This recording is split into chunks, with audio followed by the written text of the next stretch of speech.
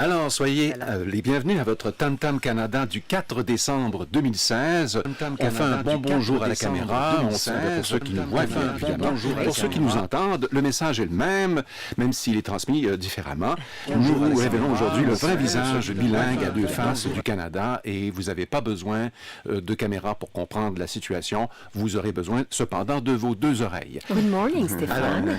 Mes trois acolytes, j'allais dire deux acolytes, mais j'en ai trois. J'ai Radi Bey, notre webmaster du côté français. Hello. Je lui ai pas donné le titre d'inspecteur-chef cette semaine. Donc, non, pas cette semaine. Si vous voulez me le donner, je vais le prendre à nouveau. D'accord. L'autre webmaster du secteur espagnol de Radio-Canada International, Léo Gimeno, est avec nous. Et puis Anne-Marie Yvon de l'espace, pas du secteur, mais de l'espace autochtone de Radio-Canada. Kwe. Qu'est-ce que ça veut dire, Kwe? Ça veut dire bonjour. Et comment on dit au revoir? La semaine prochaine, j'aurai la réponse. C'est quoi? C'est yoke à l'envers? Bon, au moins, vous savez comment partir de la conversation. Ben oui. C'est une bonne chose, hein? C'est un bon point. Alors, on est ici en studio cette semaine pour débattre de cette question du visage un peu fendu en deux du bilinguisme au Canada. C'est pas toujours beau. Il y a des Québécois qui ont des récriminations par rapport aux anglophones. Il y a des anglophones qui se plaignent aussi du peu d'efforts de certains Québécois pour apprendre leur langue anglaise, bien sûr. Ça tourne autour d'une question écoute. Tam Tam vous écoute encore une fois cette semaine. Radi, qu'est-ce qu'on leur a demandé sur la page Facebook cette semaine? Alors, on leur a demandé, apprendre et parler l'anglais devient-il un talent incontournable pour vous ou pour vos enfants dans votre pays? Un sous-entendu, on voulait aussi savoir de la part des Québécois, on aime bien qu'ils se mélangent à la conversation. Être bilingue, savoir parler l'anglais, est-ce que c'est utile ou même vraiment important au Québec alors que 87% de la population s'exprime dans la langue française? Alors, je pense que c'est un bon débat. On va partir de la conversation, on met la table avec nos auditeurs. C'est ça, la mission de Radio-Canada International, de mettre les tables sur une vraie assise, pas dans l'air, comme ça. Une première lettre qui vient de France, Madame Aveline de Grandpré. Radi, qu'est-ce que ça dit exactement? Alors, elle nous dit qu'il est certain que l'anglais a pris beaucoup de place et je dois dire que dans le domaine du commerce, mon mari doit souvent au travail consulter les dictionnaires en ligne ou Google Traduction pour comprendre les détails des commandes qui lui arrivent d'un peu partout. Je pense que les enfants en France qui n'apprennent pas l'anglais, ou même de plus en plus les Allemands, vont être délaissés pour compte. Non, vont être délaissés pour compte. Oui. D'accord. Heureusement, la plupart de nos propres enfants se débrouillent en anglais, et certainement plus que moi ou mon mari. Au plaisir. Ah, c'est bien ça. On aime bien quand la conversation se mélange entre les Canadiens et les gens qui viennent de l'extérieur, à Radio-Canada International. Une réponse, ma foi du bon Dieu, essentielle, primaire, qui nous vient d'un Québécois qui s'appelle Roger Binette. Anne-Marie Yvon, qu'est-ce qu'il dit? Alors, il dit non. Non? Ouais, il dit non. C'est pas utile. La langue anglaise n'est pas utile. En lettres majuscules, donc il le crie. Non! Voilà. Il n'explique pas pourquoi. Mais quoi, ça encore? C'est dommage, par exemple. On aurait aimé savoir pourquoi il pense que non. Ben, peut-être qu'on a une partie de la réponse qui manque avec Françoise Depardieu au Québec. Elle écrit... on va demander à Anne-Marie, allez-y. Ah bon, attendez, je mets mes lunettes. Alors, elle écrit, Françoise, « Ici, je trouve que nous faisons beaucoup plus d'efforts que les Anglais au Canada pour apprendre la langue de l'autre. » Est-ce vrai? Je sais pas, ça c'est moi qui rajoute. Et elle continue, mais si tu vas à l'extérieur de Montréal, bien souvent, ils ne savent pas parler un seul mot d'anglais. C'est dommage, mais c'est comme ça. Ça ne les empêche pas de magasiner ou de voyager, mais ça leur enlève une grosse compréhension, j'imagine. Oui, sûrement, une grosse compréhension de ce qui se passe dans le monde extérieur. Ils doivent se fier au filtre des médias québécois qui, sur bien des affaires, est biaisé, nombriliste et pas très curieux. Oh, v'lan. Ah, mais attendez, moi, dit-elle, moi j'adore RCI pour sa diversité et la différence de point de vue. Bonne continuation. Ben, c'est encourageant tout ça. On va se tourner vers Léo parce que vous n'avez pas eu le droit de parole encore. Ouais. En français, en général, vous vous exprimez beaucoup en espagnol. On l'entend ici à la station de RCI. Non, vous en faites pas, c'est un compliment. Quel est le pourcentage, selon vous, de, si on regarde la population canadienne qui est bilingue, quelle proportion de cette population qui est bilingue au Canada qui est issue uniquement du Québec? Aucune idée. Ça doit être pas beaucoup. Pas beaucoup. Ouais, 60%. Non! Non, 6. 6? Non, 57% de toute la population bilingue au Canada, elle vient du Québec. OK. Alors, il manquerait une grosse partie si les Québécois n'étaient pas là. Puis j'ai d'autres chiffres ici qui ouvrent la conversation ou la réflexion autour de du vrai visage bilingue de ce grand village canadien. L'Ontario fournit pour sa part 23% de la population bilingue canadienne. Ah oui? Quand on sait qu'il y a seulement 5% de gens en Ontario qui sont véritablement francophones de souche, ça veut dire que la grande proportion des Canadiens anglais qui sont bilingues habitent en Ontario. C'est fou. C'est pas mal grave. Maintenant, si on prend le Québec, l'Ontario et le Nouveau-Brunswick, on va demander à nouveau à Léo, si on prend ces 3 provinces, 3 des 10 provinces canadiennes, c'est quoi le total que ça représente parmi tous ceux qui sont bilingues au Canada en termes de pourcentage? On ajoute une ville vraiment bilingue, alors ça doit être les 80%? Presque 86%. Alors, si vous enleviez cette partie est du Canada, le Canada, finalement, c'est quoi? C'est un pays unilingue anglais. Absolument. Sauf dans le centre, finalement. Ontario, Québec, Nouveau-Brunswick, les 3 provinces collées où les gens sont les plus bilingues. Voilà. On va glisser de l'information au fur et à mesure que la conversation va se développer ensemble ici en studio. Une lettre, cependant, pour le moment, qui vient des États-Unis, signée Skyler Stevens. Quel joli nom. Bien oui. Je trouve ça joli. Oui. Alors, je travaille à New York dans une petite entreprise de marketing et comme j'ai appris mon français en France et que je suis le seul de ma compagnie de 50 employés qui parle assez bien le français, je dois vous dire que je suis souvent surpris par le mauvais anglais que beaucoup de Québécois parlent et dans les réunions avec nous, il arrive que l'on ait de la difficulté à comprendre le sérieux de certains projets. C'est embêtant. Le commerce se fait en anglais et ce serait important que des Canadiens français soignent plus cette capacité. Des fois, on comprend mieux les Chinois qui viennent travailler sur un projet que les Québécois. Je ne veux blesser personne. Oh, moi, je pense qu'il en a blessé. Ouais, ça va quand même en blesser quelques-uns. Là. Mais écoutez, on va aller plus loin, on va creuser, on va, comme dans une plaie, on va aller beaucoup plus loin. Maintenant, on va aller fouiller dans le coffre à trésors de Radio-Canada International pour y voir ce qui s'y trouve cette semaine.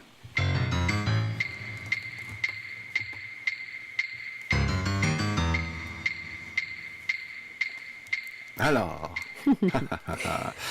chaque semaine, comme ça, sur la page web de Tam Tam Canada, on affiche différents reportages, entrevues qu'on aura réalisés ces dernières récents mois ou années sur le thème de l'émission aujourd'hui, qui est sur le visage bilingue de ce grand village canadien.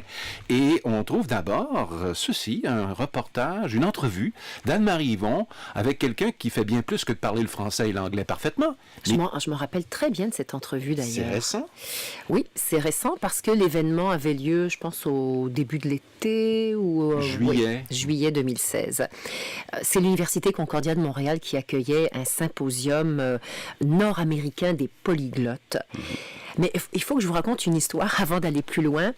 J'ai rencontré, il y a quelques années, ici dans un collège à Montréal, une jeune Sénégalaise.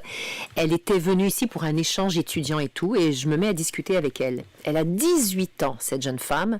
Devinez le nombre de langues qu'elle parlait à 18 ans. Elle parlait sans doute le Wolof, n'est-ce pas, Radhi? Oui, forcément le Wolof, le français, l'anglais, peut-être l'espagnol. Oui, elle parlait l'espagnol. Peut-être le portugais, parce qu'on a le Cap-Vert à côté. Il y a de fortes chances. Oui, peut-être 6 ou 7. Elle parlait 12 langues. Voilà, là. Wow.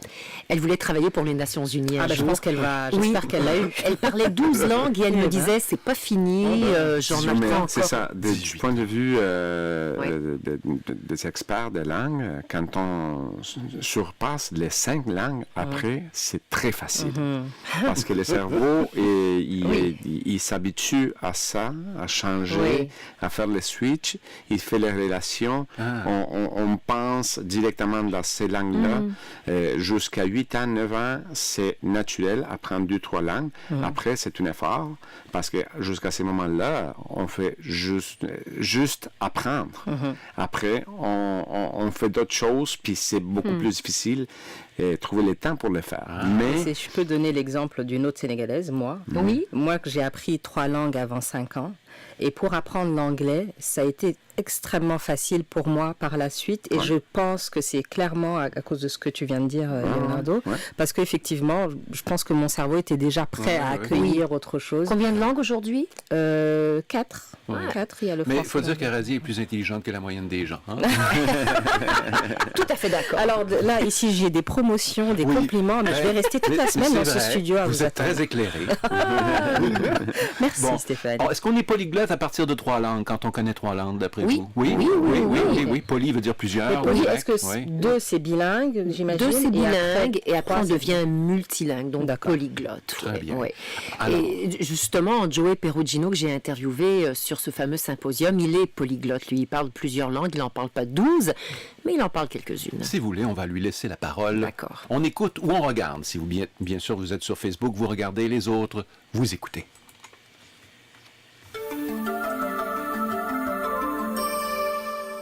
Je parle 5 langues et demie. Je parle le français, Oui. l'anglais, l'espagnol, l'italien, le portugais et j'apprends présentement le roumain Voilà. depuis quelques temps. D'accord, c'est votre demi-langue. C'est ma demi, effectivement. Oui. Vous Je aimez... travaille très fort pour que ça devienne une langue complète. Mais Pourquoi aimez-vous tant apprendre les langues? dans mon cas, c'est une curiosité naturelle que j'ai toujours eue pour les langues, pour les cultures, pour le monde. C'est comme un jeu, apprendre une langue pour moi. Je dis que je parle 5 et demi, mais j'essaie aussi d'apprendre l'allemand, le russe, le grec. Il y a plusieurs langues que je suis en train de jouer avec présentement, là, mais que je travaille ardument sur le roumain. Mais au-delà du plaisir de parler une langue, est-ce que c'est la rencontre avec les gens qui parlent cette langue-là? Un peu. Lorsque tu apprends une langue, tu apprends vraiment aussi beaucoup sur la culture d'un pays, sur leurs valeurs, sur différentes choses. Ça t'ouvre un nouveau monde, des choses qui ne sont pas possibles pour toi si tu n'es pas capable de pouvoir parler dans la langue. Les personnes sont très heureux aussi que tu aies mis l'effort pour pouvoir apprendre un peu sur leur langue, même si des fois tu ne parles pas très bien. Le fait que tu veuilles faire un effort Oui. pour essayer de parler avec eux dans leur langue, c'est quelque chose qu'ils apprécient beaucoup. Monsieur Perugino, ça semble facile pour vous d'apprendre une langue, mais c'est extrêmement difficile d'apprendre une langue. La preuve, la plupart des humains sont unilingues, bilingues en l'occurrence, mais parler plus que 2 langues, c'est quand même assez rare. Vous parliez de techniques pour apprendre des langues. Est-ce que c'est ça? Est-ce qu'il y a des techniques particulières qui nous permettent justement de pouvoir apprendre n'importe quelle langue? Je pense que oui. Les techniques peuvent varier pour différentes personnes. Moi, j'ai appris l'espagnol en écoutant des téléromans. Alors, ça dépend de ce qui pique notre curiosité et qui nous fait nous ouvrir envers une langue. Mais l'important, c'est d'être motivé. Oui. Selon moi, tu dois tomber en amour avec une langue pour pouvoir vraiment vouloir faire une immersion et l'apprendre.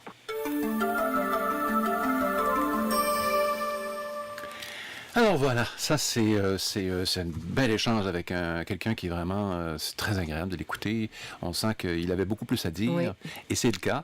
Donc nos internautes, nos auditeurs peuvent aller sur le site web de Tam Tam Canada et avoir l'entrevue intégrale. Je pense que ça dure au-delà de 8 minutes. Oui, et je veux juste ajouter qu'il y avait eu beaucoup de commentaires après. Les gens étaient très intéressés, très curieux, très contents aussi de savoir que on s'intéresse à ce qui se passe dans notre pays avec le français et l'anglais, mais au reste du monde avec les autres langues. Alors, connaître plus qu'une langue, ça aiderait au plan financier. Je veux dire, c'est une affaire de base dans la vie. Faire de l'argent, c'est pas la chose la plus importante, mais ne pas en faire, c'est Un problème. un problème. Un vrai. Croyez-en à l'expérience de plusieurs personnes ici autour de la table. Alors, il y a un sondage il y a quelques années qui a déterminé, et c'est en 2006 qu'on a des statistiques de Statistique Canada. On voulait savoir combien d'argent on fait en plus lorsqu'on est bilingue. On parle 2 langues au Canada. Au Québec, les employés bilingues ont gagné en 2006 8 000 à 10 000 de plus que ceux qui étaient unilingues. Ah, quand même, Wow. oui. Ça, c'est juste pour l'aspect financier. Maintenant, il y a l'aspect le plus important, c'est-à-dire l'agilité mentale. On en parlait un peu plus tôt de cette agilité mentale. Alors, je vous ferai pas Est-ce que d'autres c'est compliments. directement proportionnel? Oui, On a gagné oui. 4 fois plus que nous. Oh, Normalement. Pour l'instant, Pas tout à fait, pour mais l'instant pas tout à fait, mais nous Ok. verrons. hein. On en reparle dans quelques années. Alors, il faut faire ça tôt. Il faut faire ça tôt, apprendre des langues, sinon ça ne vient pas avec une agilité mentale nécessairement. Mais lorsque vous êtes un bambin et que vous prenez ça, seulement une 2e langue, ça augmente votre agilité mentale et ça aussi, ça vous permet, disons, d'avoir un meilleur contrôle que vos camarades unilingues par rapport à un certain type de discipline mentale. Alors, je vous posez plusieurs questions. De quoi parle-t-on exactement? Bien, ici, ce sont les résultats d'une étude, d'une enquête réalisée par des chercheurs de l'Université anglophone Concordia à Montréal. Et nous avons préparé pour vous cet extrait tiré d'un de nos grands reportages sur cette question. Alors, au moins, vous avez l'essentiel dans cet extrait qu'on écoute.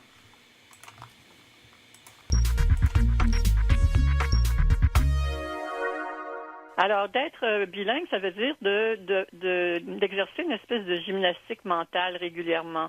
En ce moment, je vous parle en français, donc j'inhibe un peu ou je mets en retrait l'anglais. Alors, quand on fait ça fréquemment, on sait que chez l'adulte, les adultes bilingues qui ont appris les deux langues plus tôt dans leur vie ont des meilleures fonctions cognitives spécifiques, celles dont je vais vous parler dans un instant. Et aussi, donc c'est un effet de pratique, c'est une gymnastique mentale qui bénéficie au système cognitif en général. Diane Poulain-Dubois est l'une des auteurs de l'étude de Concordia. Alors, dans ce cas-ci, on a une petite batterie d'épreuves qu'on a adoptées de d'autres recherches qui sont souvent utilisées, qui sont bien établies, où l'enfant doit pointer un petit fruit qui est au milieu d'un très gros fruit. Par exemple, des petites bananes entourées d'une grosse pomme, à l'intérieur d'une grosse pomme. Et on dit, montre-moi la banane. Donc, l'enfant doit se centrer sur la petite banane et ne pas être distrait par la pomme. Alors, ce genre d'épreuve-là, ça implique d'avoir une espèce de contrôle là, sur son attention, hein, de ne pas se laisser distraire par des éléments. On savait déjà qu'il y aurait des différences. Les enfants bilingues ont mieux performé sur ces épreuves-là, pas d'autres. Ou la mémoire, par exemple, ils étaient équivalents. Mais ces épreuves-là, on les avait déjà administrées dans d'autres recherches qu'on a publiées et on le savait. Mais ce qui est nouveau dans notre étude, c'est que à l'intérieur du groupe des enfants bilingues, on en avait une quarantaine, il y avait une grande variabilité dans la proportion de doublons qu'ils avaient dans leur vocabulaire. Un doublon, c'est 2 mots pour le même concept, chien et dog, c'est par exemple. Alors, les enfants du groupe bilingue qui en avaient beaucoup plus de doublons proportionnellement, vous comprenez, dans leur vocabulaire, ils étaient ceux qui avaient les meilleures fonctions cognitives dans les épreuves que je viens de vous décrire. Ça vous donne une mesure, si je puis dire, indirecte de l'effet de pratique, parce que plus on a de doublons, plus on a de chances d'avoir à inhiber l'autre mot, n'est-ce pas? Si j'ai un tout petit vocabulaire de doublons, alors là, en français, par exemple, je ne vais pas avoir à faire autant d'efforts que quand j'ai beaucoup de mes mots qui sont des doublons. C'est une gymnastique, vous comprenez? Si on a 2 langues et qu'on n'utilise plus la deuxième langue pendant des années, on ne fait plus l'exercice mental en tant qu'adulte. Donc, chez l'enfant, c'est la même chose. C'est comme les fonctions cognitives sont très importantes dans la vie de tous les jours, dans la persévérance. Donc, à l'école, on s'attend à ce qu'il y aura c'est ce que notre étude va montrer, je l'espère, quand ces enfants-là entreront à l'école, comment ça va se manifester là, au niveau là, des capacités cognitives qui sont requises pour réussir en classe.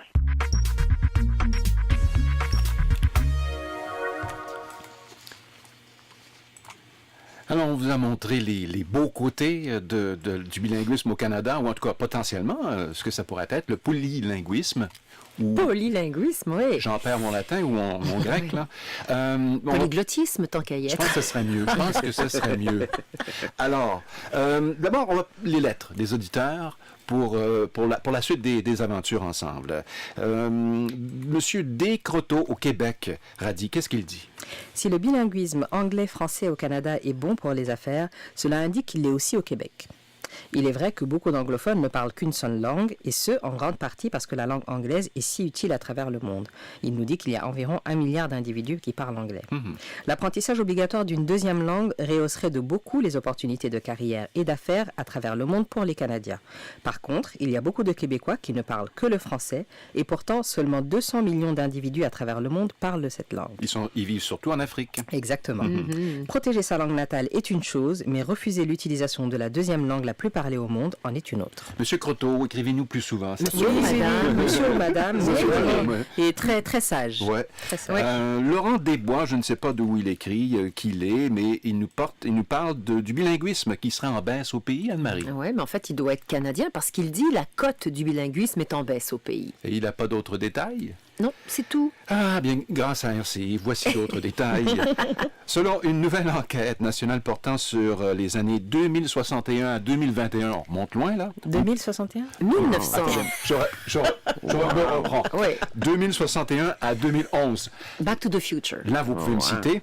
Il y a une nette stagnation et parfois un déclin soutenu depuis l'an 2000 de la capacité des Canadiens dans l'ensemble de s'exprimer à la fois en français mais c'est et en curieux, anglais. quand même, non? Je veux dire, il devrait progresser, je crois. Enfin, Oui. Apparemment, le problème, c'est au niveau des jeunes. Ce ne sont pas les jeunes qui ont un problème. Je veux bien le dire comme ça. Là, c'est OK. ça. Oui. Le problème est au niveau des jeunes, mais ce ne sont pas les jeunes qui ont un problème. Ce sont les parents qui ont un problème avec ça. C'est ce qui se passe. Il y a des cours d'immersion au Canada anglais, essentiellement.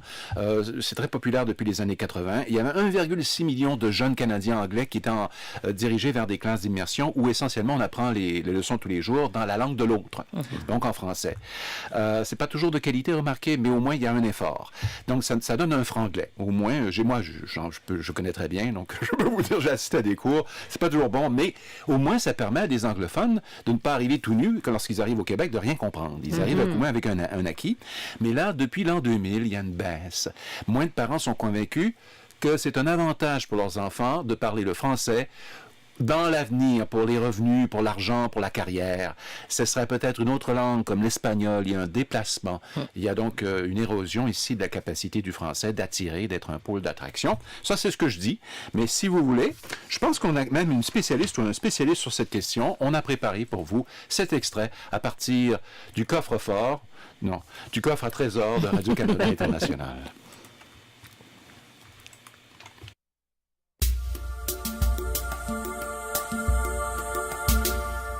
Dans l'étude, on s'est attardé principalement sur deux facteurs pour expliquer ce phénomène-là, l'éducation et l'immigration. Jean-François Lepage est analyste à la division de la statistique sociale à Statistique Canada. L'explication, si on veut, mathématique, c'est que la croissance de la population bilingue a ralenti, alors que la croissance de la population totale, elle, s'est maintenue. Dans les années 60, la population bilingue croissait pratiquement 2 fois plus vite que la population totale. Alors qu'entre 2001 et 2011, il y a un renversement. C'est la population totale qui croît plus vite que la population bilingue.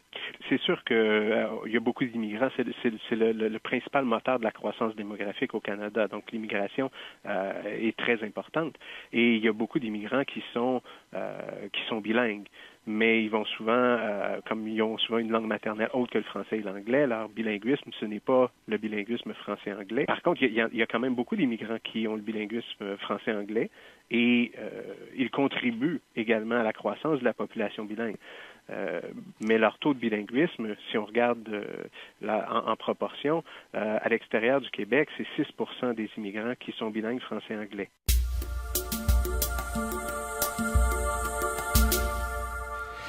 Alors voilà, c'est pas terminé. Il y a autre chose dans notre coffre à outils de RCI cette semaine. Un coffre-fort. Oui. Un coffre. Ça commence par le coffre. Coffre au trésor. Coffre à trésor, coffre à outils. Coffre à auto. Ouais. Hein? Coffre à bijoux. Ouais. Est-ce qu'il y a autre chose? Ça, c'est bien. Ça, c'est bien pour le reportage. Hein? En espagnol, est-ce qu'il y aurait un coffre? Oui, mais c'est la caja de Pandora. À Pandore, là, carrément. La boîte de Pandore. La boîte de Pandora. D'accord. Alors, nous, on est très heureux quand nos auditeurs ou nos internautes lisent nos articles et laissent un commentaire, peu importe l'article, peu importe le commentaire, parce que ça alimente les réflexions entre tout le monde. Et puis, il y a quelque temps, Christian Lehoux, en France, je pense que ça fait presque 1 an, nous a laissé ce commentaire. Il en laisse un presque toutes les semaines, je dois vous le dire. Là, mais celui-ci date quand même d'un peu il y a quelque temps. Mais il y a un lien avec notre sujet d'aujourd'hui, hein. C'est pour ça que vous l'avez ressorti. Ah bon? Donc, allez-y, Anne-Marie. Allez, puisque vous faites remarquer. Vous assistez. Je vais mettre mes lunettes.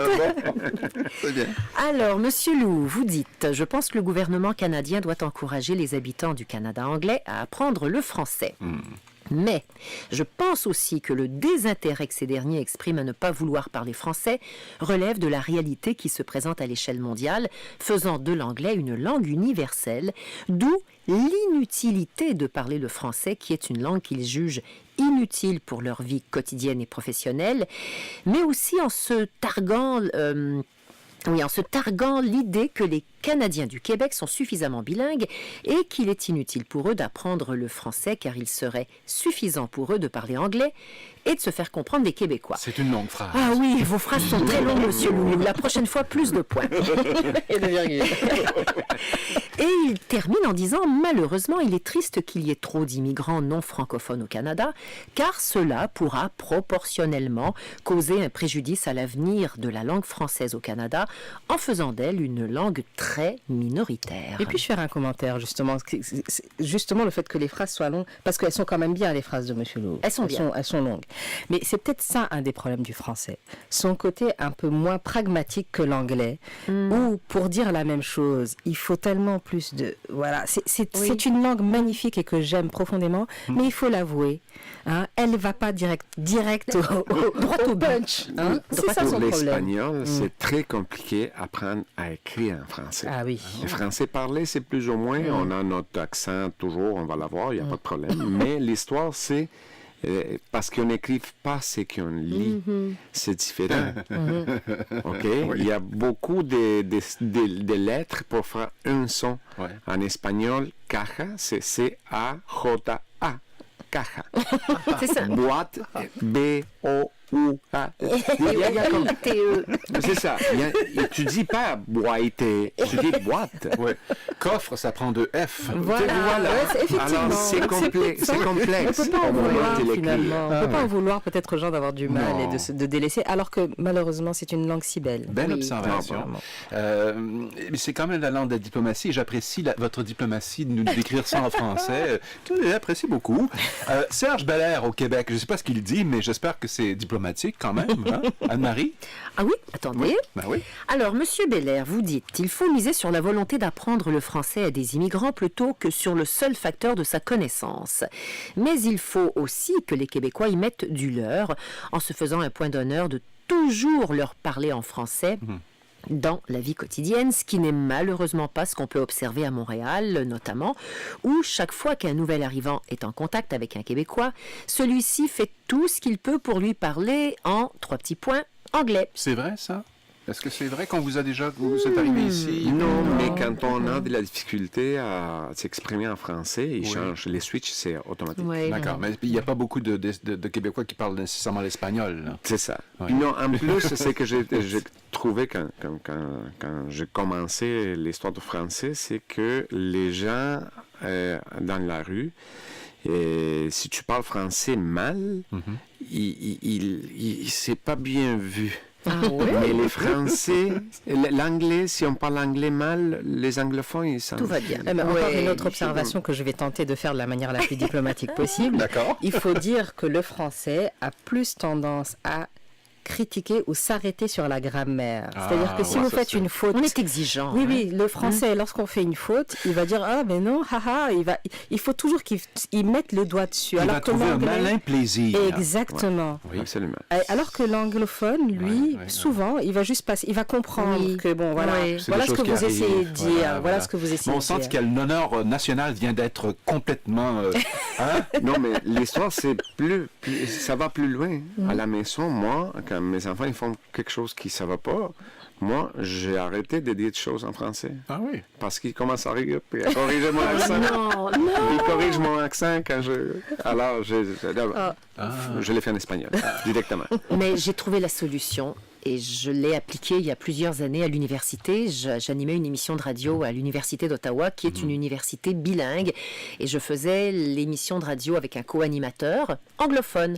Lui il me parlait en anglais et je lui répondais en français. Ouais. Voilà. C'est un Bah, peu- pourquoi pas? Ouais. À l'ouest de l'île de Montréal, C'est du comme ça. bilinguisme, non? On va au Ouais. dépanneur, puis moi, je parle en français, puis le gars, il Voilà. me parle en anglais. Ah, puis ça, après, oui, problème. ça va, ça va. Parce que des fois, ça crée un malaise. On se dit, OK, moi, mon accent Mais en vous anglais, savez- il est terrible et tout. Je suis intimidée de parler en Mais anglais. au disons. spectacle de la Fête Alors. du Canada, le 1er juillet, combien de fois à Ottawa on voit ça sur la scène?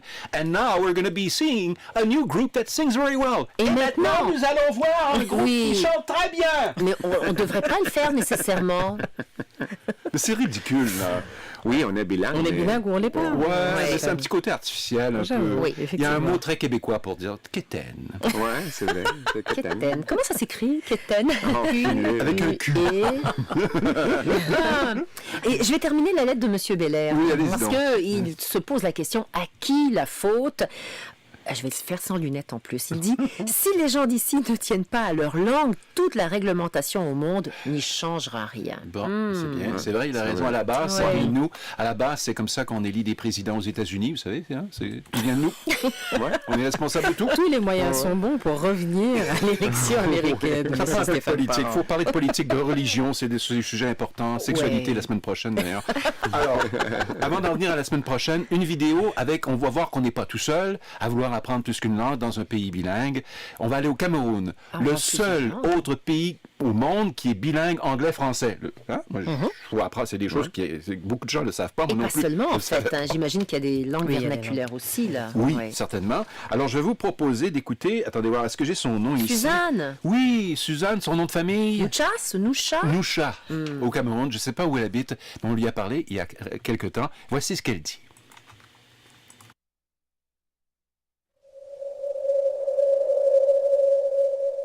Je me suis rendu compte depuis quelque temps que l'apprentissage de langue étrangère, c'est important déjà pour notre culture. Quand on est jeune, on a la mémoire fraîche, on est prêt à apprendre beaucoup de choses, mais parfois on ne se rend pas compte de la chance qu'on a. Et c'est vraiment quand on est déjà à un certain âge un peu avancé qu'on se rend compte que, tiens, vous voyez par exemple chez nous au Cameroun, nous sommes dans un pays bilingue où le français et l'anglais sont les premières langues. Mais pour nous, les francophones, généralement, nous avons l'habitude de négliger la deuxième langue qui est l'anglais. Vous la négligez? Oui, beaucoup de francophones la négligent. Beaucoup négligent la deuxième langue qui est apprise à l'école, qui est l'anglais. Et généralement, c'est quand je te retrouve en entreprise que tu te rends compte de la difficulté que tu as à ne pas pouvoir être bilingue. Aujourd'hui, actuellement, je regrette des erreurs qu'on fait. Je regrette le fait de ne pas pouvoir apprendre l'anglais. C'est vrai, je parle un peu d'anglais, mais je me suis dit, si quand j'étais jeune, quand j'étais peut-être sur des bancs, je m'appliquais un peu, peut-être je devais être mieux aujourd'hui. En ce moment, j'apprends l'espagnol. Je fais des cours d'espagnol au centre culturel espagnol. L'espagnol, c'est l'une des langues qui m'a beaucoup passionné. J'ai appris l'espagnol quand j'étais au lycée. Mais maintenant, je me rends compte que si peut-être je m'étais appliqué en étant peut-être bilingue ou trilingue, ça devait aussi être peut-être un bon atout pour mon CV. C'est vrai, j'ai un travail. Si vous aviez été un peu plus ambitieuse, plus jeune. Oui, plus ambitieuse, peut-être je serais loin aujourd'hui. Bon, il ne fait pas tard à le faire. Je me suis dit même, on est quand même très vieux pour apprendre, c'est un peu aussi mauvais. J'ai 32 ans, je me suis dit, bon. En espérant que le cerveau soit d'accord avec vous, c'est ça? Parce que c'est pas facile. Exactement, nous ne comprenons pas très évident, mais on se bat. Alors voilà, et puis c'est pas terminé, un petit commentaire qui arrive, c'est instantané, c'est comme la Poste Canada. Joël Honoré Kouam qui dit « Bonjour à tous, je suis déjà en poste depuis Yaoundé au Cameroun. Salut à Anne-Marie et à notre experte en Internet. » J'imagine qu'il fait allusion à vous, Radi. Non, c'est moi Anne-Marie. Non, l'experte en Internet. Ah, l'experte, oui. Chef, experte. Pourtant, le message est court, je comprends. La confusion, vous savez, avec cette langue française aussi. Bonjour Joël. Alors voilà. Et il dit, j'oublie pas le présentateur et entre amis du service espagnol. Donc, voilà. Fantastique. On aime bien les commentaires en direct. Qu'est-ce qu'on doit faire maintenant? Qu'est-ce qu'il y a il y a la question Tam-Tam. Tam-Tam vous écoute de la semaine prochaine. On a dit qu'est-ce que ce sera? Ce sera le thème de l'émission. Ça va tourner autour de cette question. Est-ce qu'on boit trop dans votre famille? Non, pas dans Parmi vos amis et dans votre pays? Ah, nous, on boit trop chez nous. Ouais. Trop d'eau. Oui. Non, c'est parce que... On boit quoi? De l'alcool? Ben, je pense que c'est ça. De l'alcool. Oui. On devrait l'ajouter parce que c'est pas clair. Parce que sinon... On peut boire toutes sortes de choses. Des jus, de l'eau, je pense que ça devient une question controversée quand il s'agit d'alcool, quand même. Oui, le parce que, reste... par exemple, moi, je ne peux pas dire parce que mon assurance vie, il ne va pas accepter ça. Attention, il vous piste. Oh, il ne faut pas donner de pistes. Mais vous n'étiez pas sujet à des tests d'urine? Je l'ai fait, ça passait. Alors ça, c'est notre question. Est-ce qu'on boit trop d'alcool dans notre famille? Donc, il faut préciser. Oui. On a hâte de bien avoir la réponse. J'imagine comme ça, avant Noël, ce serait bien de savoir s'il y a des choses à corriger avant de se retrouver en famille, à dire des stupidités. Bon. Ça nous est jamais arrivé? Non, pas du tout. Pas du tout. Non. Alors, et puis sur Espace Autochtone, Anne-Marie Yvon, cette semaine, de quoi il est question? Ben là, j'en ai profité puisqu'on parlait des langues. J'avais envie de vous parler des langues autochtones. Vous savez qu'à Montréal, il y a à peu près 25 000 autochtones qui vivent à Montréal. Et il y en a de plus en plus qui sont intéressés à redécouvrir leur langue d'origine. Donc, il y a des cours de différentes langues autochtones qui se donnent. Il y en a plusieurs, vous voyez. Ça commence avec quoi? Ouais. Ben, kwe, oui, c'est important de pouvoir dire kwe, mais kwe, c'est en inuit. Donc, on peut apprendre l'innu, on peut apprendre le mohawk, le cri. Et puis, il y a des langues qui se sont ajoutées, l'inuktitut, parlé par les Inuits, l'Abénaki et l'Anishinaabe. Et il y a de plus en plus de jeunes qui sont intéressés à redécouvrir la langue de leurs parents, de leurs grands-parents, de leurs ancêtres, et donc qui s'inscrivent à des cours de langues autochtones à Montréal. Je suis vraiment fière d'eux. Oh, c'est fantastique. Oui. Moi, je suis fier de l'équipe multilingue, polyglotte, bilingue au minimum, là, ici. Alors, merci beaucoup à Léo Gimeno. Merci. Anne-Marie Yvon. Kenavo. C'est un nouveau mot. C'est breton. Ça veut dire au revoir. C'est ma langue d'origine, breton. Au revoir. Au revoir. Kenavo. Merci. Et quoi? Kenavo. Kenavo, Radi. Arrivederci. Merci. Et puis, à la semaine prochaine, tout le monde.